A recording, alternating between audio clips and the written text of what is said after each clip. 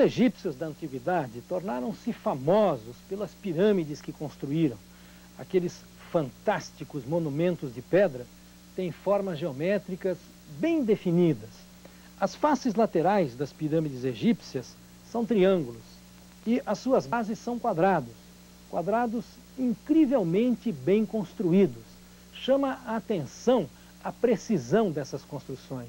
Os lados dos quadrados são muito aproximadamente iguais e os seus ângulos medem quase 90 graus. Para construir estas obras com tamanha precisão, os egípcios, os construtores egípcios, precisaram, claro, de ter boas técnicas e de usar instrumentos. Dentre os instrumentos que eles usaram nessas construções, destaca-se o esquadro. Só que quando a gente fala em esquadro, logo pensa nisto aqui, no esquadro de plástico que hoje a gente compra na papelaria. O esquadro dos egípcios era bem diferente. Era isto aqui, feito com um barbante. Pode parecer surpreendente que se possa fazer um esquadro com um simples barbante. Eu vou lhe explicar. Nesse barbante tem 13 nozinhos iguais a este. Estes nós estão igualmente espaçados. Aqui tem um espaço entre dois nós. Mais outro espaço, já são 2, mais um são 3 e assim por diante. 13 nós, 12 espaçamentos iguais. Agora eu vou lhe mostrar como é que isto aqui acaba virando um esquadro. Só que para isso eu preciso de uma mãozinha.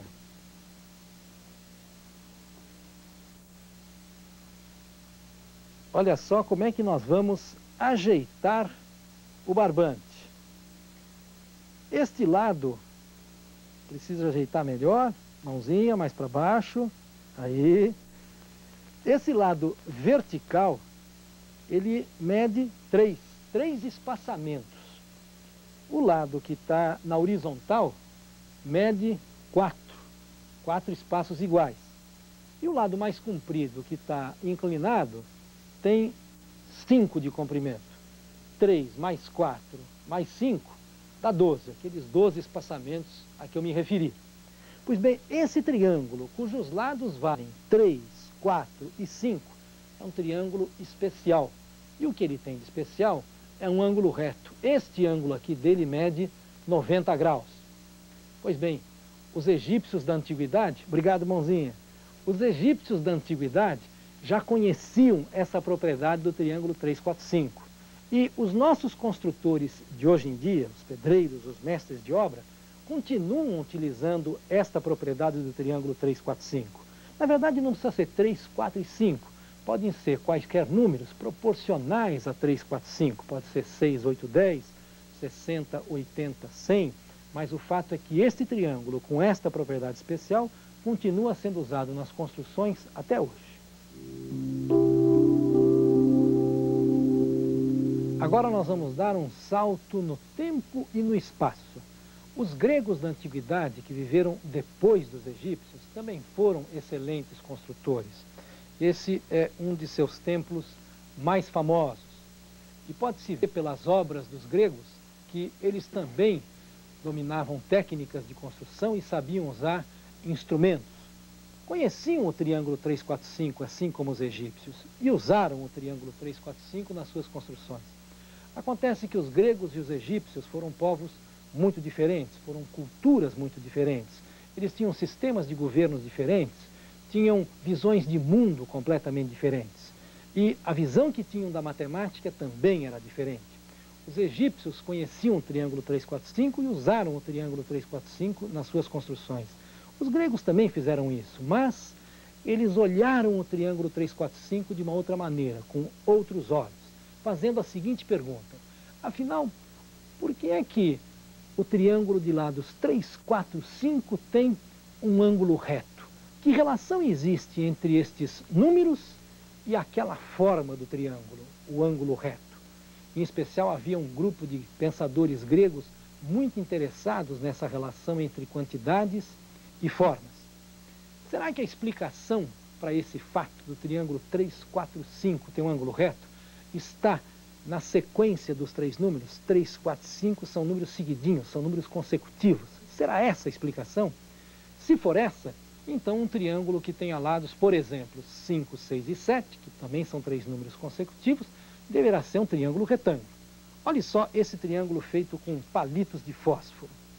Este lado dele mede 5 unidades de comprimento, 5 palitos. Este aqui mede 6 e este mede 7. Que tal? Lhe parece um triângulo retângulo? Pode até parecer, mas olha só, o maior ângulo dele é este. Este é o maior ângulo. E este ângulo, comparado com o ângulo do esquadro, se vê que não é um ângulo reto. É um ângulo que mede menos do que 90 graus.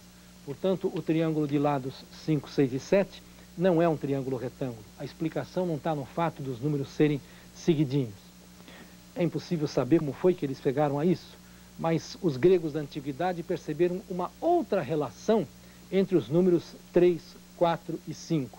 A relação é a seguinte: 3 elevado à segunda potência mais 4 elevado à segunda potência dá 5 elevado à segunda potência. De fato, 3 ao quadrado é 9, 4 ao quadrado é 16 e 9 mais 16 dá 25, que é o 5 ao quadrado. Incrível foi eles perceberem que esta relação entre os números 3, 4 e 5 é a relação que explica o fato do triângulo ser retângulo. Eles perceberam, eles descobriram que essa relação existe entre as medidas dos lados de todos os triângulos retângulos. Veja, este triângulo aqui tem um ângulo reto, bem como esses outros dois. Neste triângulo, a medida deste lado elevado à segunda potência, mais a medida deste lado elevada à segunda potência, dá a medida deste lado elevada à segunda potência. Eu vou dizer isso com outras palavras. O lado mais comprido de um triângulo retângulo, que é o lado que está na frente do ângulo reto, chama-se hipotenusa. E os outros dois chamam-se catetos. A descoberta dos gregos pode ser resumida assim: em todo triângulo retângulo, o quadrado da hipotenusa é igual à soma dos quadrados dos dois catetos. E essa relação entre os lados de um triângulo retângulo pode ser visualizada de uma outra maneira. Espia só. Esse azul é o triângulo que tem lados 3, 1, 2, 3, 4 e 5. Aquele famoso triângulo retângulo. 3 elevado à segunda potência, 3 ao quadrado, é a área do quadrado que tem lado 3.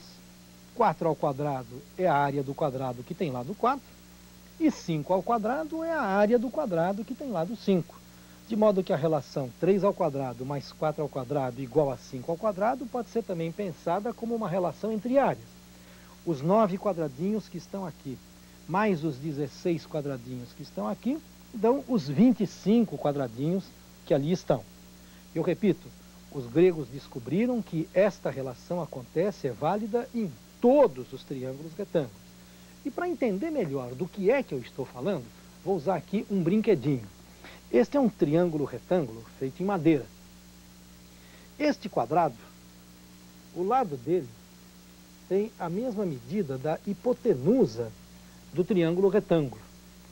O lado deste outro quadrado é igual ao cateto maior do triângulo retângulo. E o lado do quadradinho é igual ao cateto menor do triângulo retângulo. Vejam, os 3 quadrados, bem como o triângulo, foram confeccionados com o mesmo material, com a mesma madeira. E olha só o que eu vou fazer agora. Essa ripinha de madeira, com essa argolinha aqui no centro, vai fazer as vezes de uma balança. Numa extremidade dela, eu penduro este aqui, um dos quadrados dos catetos. E o quadradinho pequeno, o quadrado do outro cateto. Na outra ponta da balança, vou pendurar o quadrado grande, o quadrado da hipotenusa. Agora, olha só o que acontece com a balança. Ela permanece em equilíbrio. Esse brinquedinho ajuda a entender a ideia. Vamos retomar a ideia. O quadrado construído sobre a hipotenusa, o quadrado da hipotenusa, é igual à soma dos quadrados dos dois catetos. A área desta figura mais a área desta outra dá a área desta terceira. Essa a relação descoberta pelos gregos e que vale em todos os triângulos retângulos. Para saber se você compreendeu essa relação entre os lados de um triângulo retângulo, eu vou lhe fazer uma perguntinha. Este triângulo retângulo tem um cateto medindo 5 e o outro medindo 12. Pois então, quanto é que mede a hipotenusa desse triângulo retângulo?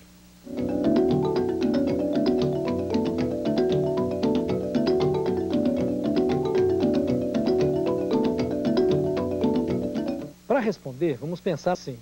A hipotenusa, o lado desconhecido, mede x. Eu estou representando a quantidade desconhecida por uma letra. E a relação descoberta pelos gregos é essa. O quadrado da hipotenusa é igual ao quadrado de um cateto mais o quadrado do outro cateto. E agora é só fazer umas continhas. 5 elevado à segunda potência é 25. E 12 vezes 12, 12 ao quadrado, é 144. 25 somado com 144 é 169. E existe um número que, multiplicado por ele próprio, dá 169, é o 13. Portanto, x, a medida da hipotenusa, é 13. Olha lá a conclusão. Se um triângulo retângulo tem catetos 5 e 12, a sua hipotenusa é 13. A gente iniciou esse programa mostrando como é que o triângulo de lados 3, 4, 5 era utilizado pelos construtores egípcios da antiguidade para fazer um esquadro de barbante.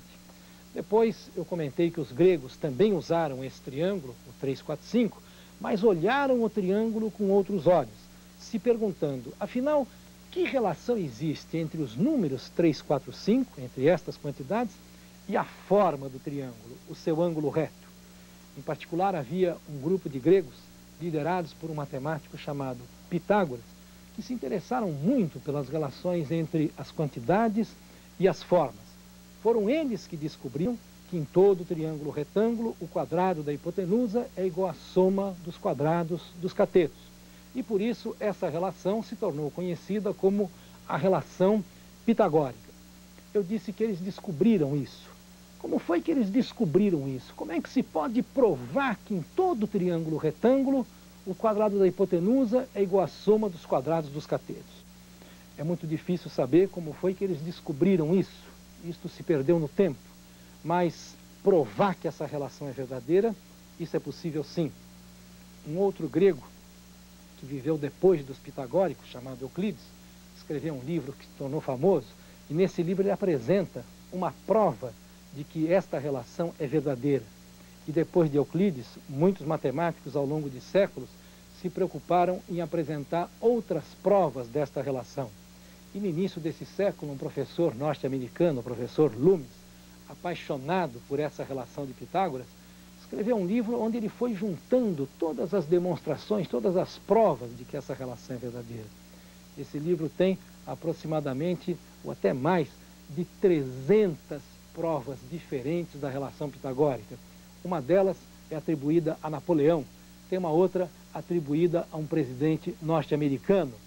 E eu vou lhe mostrar agora uma das provas que aparece no livro do professor Loomis. Esta figura aqui você já conhece. Um triângulo retângulo cor-de-rosa e 3 quadrados. O quadrado da hipotenusa e os quadrados dos dois catetos. A relação pitagórica afirma que a área do quadrado grande é a soma das áreas dos outros dois quadrados. Pois bem, agora vai ter um pouco de quebra-cabeça. Eu tenho aqui mais 7 triângulos retângulos, todos iguais a este. Com o quadrado amarelo grande e com alguns destes triângulos cor-de-rosa, vou montar aqui esta figura. Acompanhe.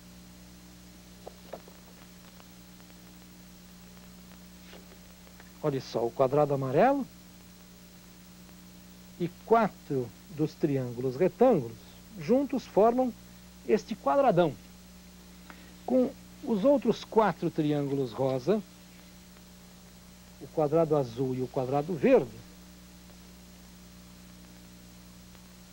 usando as peças do meu quebra-cabeças, eu vou montar esta outra figura.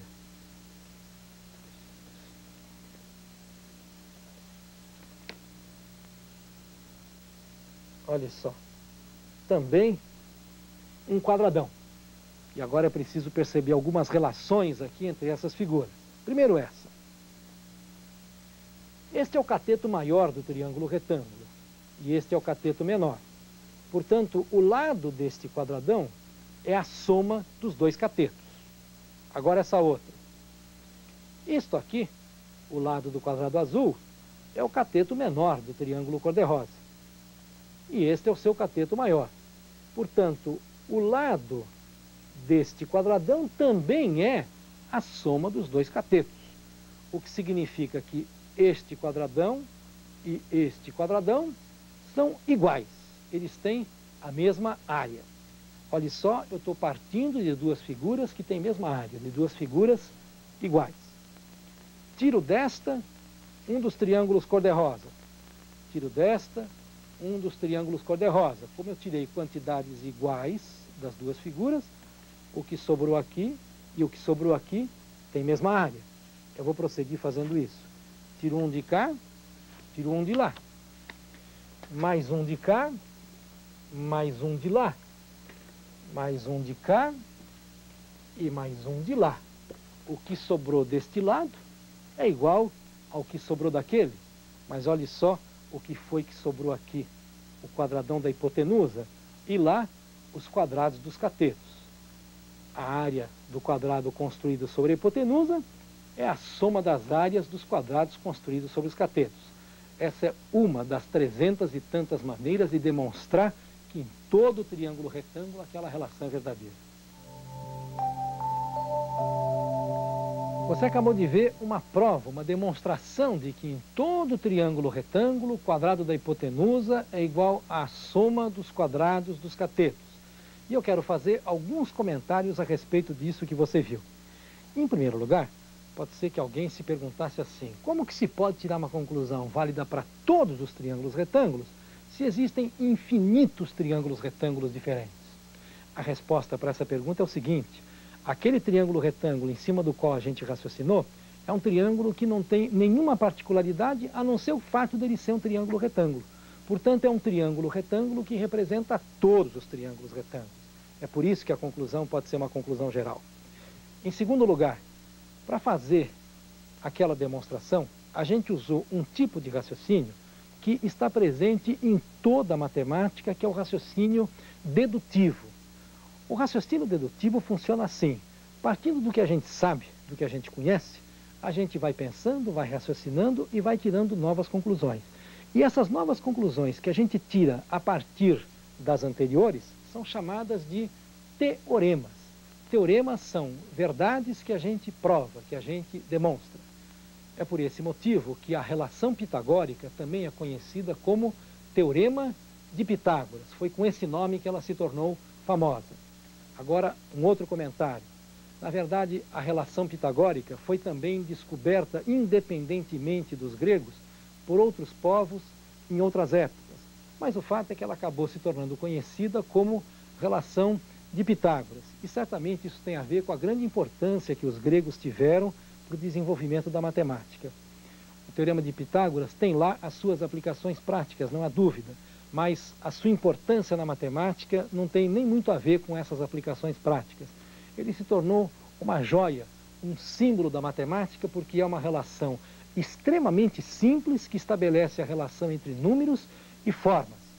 Ele mostra que em toda figura geométrica de 3 lados que tem um ângulo reto, as medidas desses lados guardam essa relação.